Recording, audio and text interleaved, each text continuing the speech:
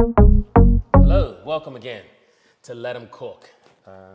Honor and privilege to be here, and I'm with my good friend Judy once again. We're going to talk to you about a healthy marinated shrimp recipe. Yep, and as always, I have to point out that we're making this with shrimp. Make sure you talk with your doctor and your dietitian. Make sure those shrimp are right for you. What could we use if we didn't want shrimp? Scallops, you can use shellfish, maybe not that, or even chicken. We could even Or put salmon. Salmon. It's endless. Whatever's good for you, that you're not allergic Exactly. to, that's what you can use this recipe for. But on the other hand, those shrimp are really good. Yeah, so this recipe is versatile. We can do a lot of different things with it. This is just a base. Today we're going to do shrimp just to mix it up a little bit. But if you're allergic to shrimp, obviously use something else: chicken, scallops. You can use some shellfish. You can even do some pork, beef, whatever the case may be. Yeah, and you know, the thing of it is with shrimp, it's very low in calories. So we have 1620 peeled and deveined shrimp, pink shrimp, delicious. They're raw and they're ready to go. Okay, so these are 1620. Real quick, 1620, that means there's 16 to 20 in a pound. Mm-hmm. So the larger the number, the bigger the shrimp. If you got 2125, that means there's 21 to 25 in a pound, and those are smaller shrimp. So the smaller the number, the bigger the shrimp, okay? And do buy, if at all possible, the ones that are raw or that can be frozen but cleaned. Otherwise, it's very easy. All you have to do is learn how to take the shell off a little bit. That's right. And those shells we use for stocks, soups. Chefs use them for a lot of different things. You just don't throw them away. That's right. They can be used for a lot of different flavor. Put a lot of flavor in your food. And like I said, like I always say, JD, we're in the flavor business. Yes, we are. And we're in the flavor business to keep the sodium down too. Because one of the things that the dietary guidelines tell us is we need the added sugar and the extra sodium, we need to bring it down. But that doesn't mean we have to give it up. That's right. It's how much is right for you. That's and right. Again, talk to your doctor. That's right. So, Judy, we have some olive oil we're going to start off with. And olive oil is a good thing to have on hand. It's something that adds a fat, but the fat that they add is a health smart fat. That's right.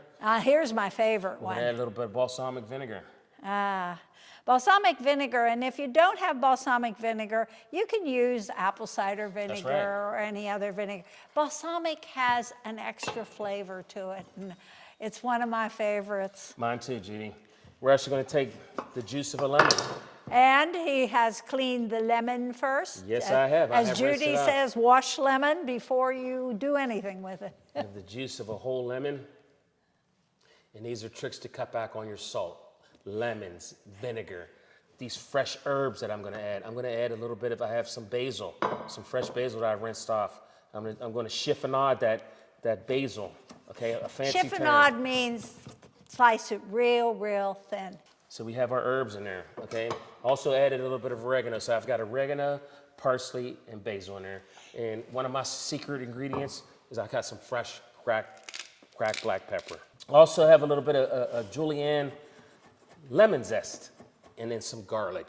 I was always taught, I used to work with this Italian guy, you can never add too much garlic. He says you can never add too much garlic, but I'm gonna put a teaspoon of garlic.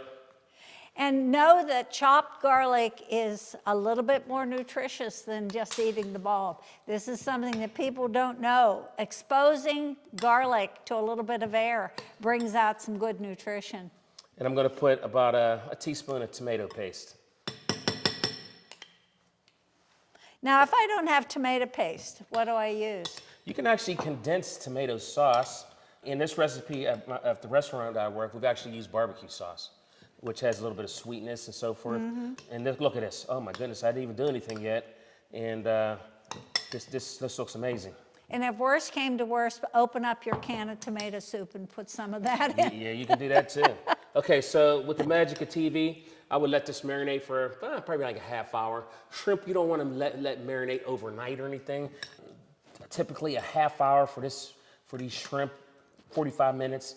Okay, let me bring in my foodborne illness issue. If you're going to marinate, do it in the refrigerator. Absolutely.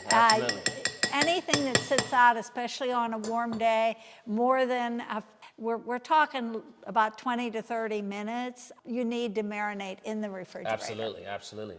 Just to piggyback off of that, whenever you're thawing something, you never thaw anything at room temperature. Oh, boy. If you do, you have to let the water run on it constantly. It can't ever sit in still Exactly. warm water. So if you want to thaw the shrimp, you can let it drip, drip, drip, but it has to be continuous water, or you just take it out overnight and you thaw it. But never leave anything at room temperature to thaw anything. Just grill. Now you should know I made the chef line the grill with foil. This was Judy doing it, mainly because grills, unless you know how to keep it clean, I don't want my shrimp on a dirty grill, all righty? That's true. But what we've done is just a piece of foil. And now we got something going on here that that'll be at an award-winning restaurant, okay? Notice that we didn't add any salt. You really don't need salt. That's we got right. a lot of flavor going on here. So we're gonna cook this to about 140. If you're not sure, we have thermometers. You can actually probe it. But usually when it just turns pink, but you wanna cook it up to 140 to get it nice and tender. One thing about shrimp too, if you overcook it, it becomes tough. It becomes like a piece of leather, a piece of rubber. So you don't wanna cook it for hours and hours and hours. God bless my mom. She would cook everything for a few hours, and then she wondered why it was tough and it was falling apart and so forth. If she would have had a thermometer and cooked it to 140 degrees, she would cook it at an effective rate to not to make anyone sick or anything like that. Oh my goodness, that smells so great. Let's say though, Chef, for some reason, what I bought was cooked shrimp. I could still use it, but I've got to pay attention to the saute fast, right? That's right. Because it's already cooked. It's already cooked. It's already cooked. And yeah, you can do it, but you're not going to get the same flavor as you're going to from the raw ones. Absolutely. So what are some side dishes they can eat? Well, I'm always in favor of riced cauliflower as something that can be used in place of mashed potatoes, and it gives you the fiber of a cauliflower, keeps it low in fat, low in carbs, good for people with diabetes. The other thing would be a side of definitely of rice or some sort of a grain, preferably a whole grain, because we don't have a lot of fiber here. Right. So let's go for something that gives us a little bit of whole grain. Right. Bulgur would be good. Bulgur wheat. Yeah. Excellent, and brown rice would be good with it. Jasmine rice would be superb as another flavor enhancer with this one. And you could go with real potatoes if that's what you wanted. I would also definitely go with veggies. I would have probably some asparagus on that grill. That's a great idea. The grill's already on. You can grill it with it, yeah. Another interesting thing about grilling too, Judy, you don't want to keep flipping it 100 times. You No. want that caramelization to take place. In fact, it'll tell you when it's time to flip. Ah. When it starts releasing away from the foil or the grill, that's when it's time to flip. Mother Nature tells you when it is time to flip it. Don't keep flipping it 1,000 times and turning it and touching it, because what happens is you'll lose that caramelization on the product. This would also be something spaghetti squash would be a good side with, too. Absolutely. Spaghetti squash is something we're going to work with in another cooking demo, but it's, again, something that you can add. I would put the spaghetti squash and put this over it. It would be beautiful. And we're just about ready. And this, he's using a thermometer. Again, basic kitchen, you need a thermometer. This is something we didn't grow up with sometimes, but it's time. As we get older, and especially if we have health problems, our immune systems need some help. And a little bit of not cooked well enough can make us very sick. That's right. So thermometers, good to go. Well, and the other thing I want to bring up too, you used olive oil and a balsamic vinegar. Do start reading labels. What they put in some foods that you're buying, you may not want. You're trying to reduce your sodium, you're trying to keep certain nutrients up. Start reading labels. Our labels are getting better. It's a good way, again, to boost your nutrition. Absolutely. I'll tell you something, Chef. You and I talked about reducing sodium. It's not the salt that's the issue. It's the sodium that's in some of these preservatives that are in things, even down to the garlic. You want to buy real garlic and chop it down. Right, you right. Want to, and if you're one of these people that buy chopped garlic from the store, once you open that up, that better be refrigerated. That's and right. once you open it, you only have a few days to keep using it. So know that it's not a forever kind of item. Better off with the real garlic, chop it yourself. Wow, that looks beautiful. See, the chef arranges this. You and I would probably just flop it on the table, but he arranges it. That's the beauty of having a chef. Thank you, chef. Now, if again, a side of spaghetti squash, a side of some veggies, ready to go, you got the full meal. So I just took my scallions, the things that I had already on hand. And these were washed. Yes, Tell they them were. that. They were absolutely washed.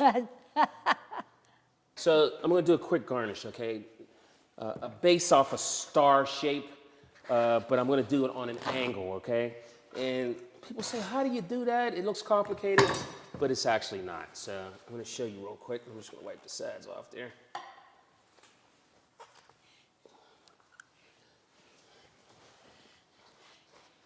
So I'm going to take my knife and make a zigzag cut all the way around.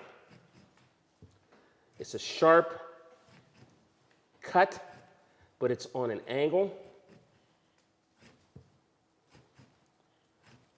Some of you have used the 8 cut before, but this cut is a really, really sharp, just on a sharp angle, in, out, okay? Whoa. See, that's the difference between a chef and Judy the dietitian. I would just cut it and put it on there, but look how much prettier that is. When we eat with our eyes, we eat with our nose, we eat with our mouth. Taste combines all of these various things. So when something looks pretty, you can attract people to eat things that they would normally not even try. Judy, how about a little bit of that good olive oil on it? What do you think? I think olive oil would be great. Maybe just a dash of olive oil, healthy fats, just a splash. Olive oil, extra virgin or regular olive oil, either one works.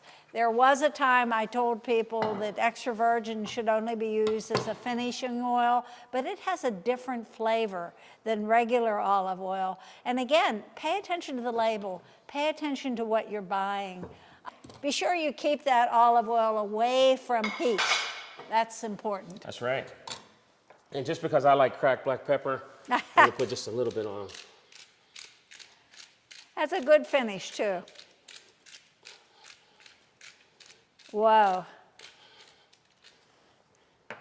If I had some lemon zest, I could zest some lemon on there.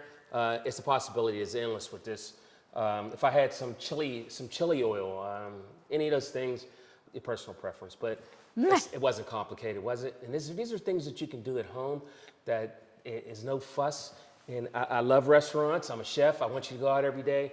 But in all honesty, you don't have to go out every day. You can save a couple bucks. You can do it yourself. There's plenty of websites, and we're always here to help you. So to cut back on some costs, you can actually make it yourself. Also, I recommend that you cook with your kids and seniors cook. Because we've gotten away from where folks don't talk to each other, but when you're cooking with each other, you're talking about the day, you're laughing, you're joking, you're sharing experiences. So one of the things that we're not only talking about nutrition, we're talking about people getting back into the kitchen, cooking and cooking healthy for your health. Your health is wealth. Health is wealth. And to finish up one last thing, so we know what we put in that food. When you buy it out, if it's frozen, you're not quite sure, you think you know. We can read.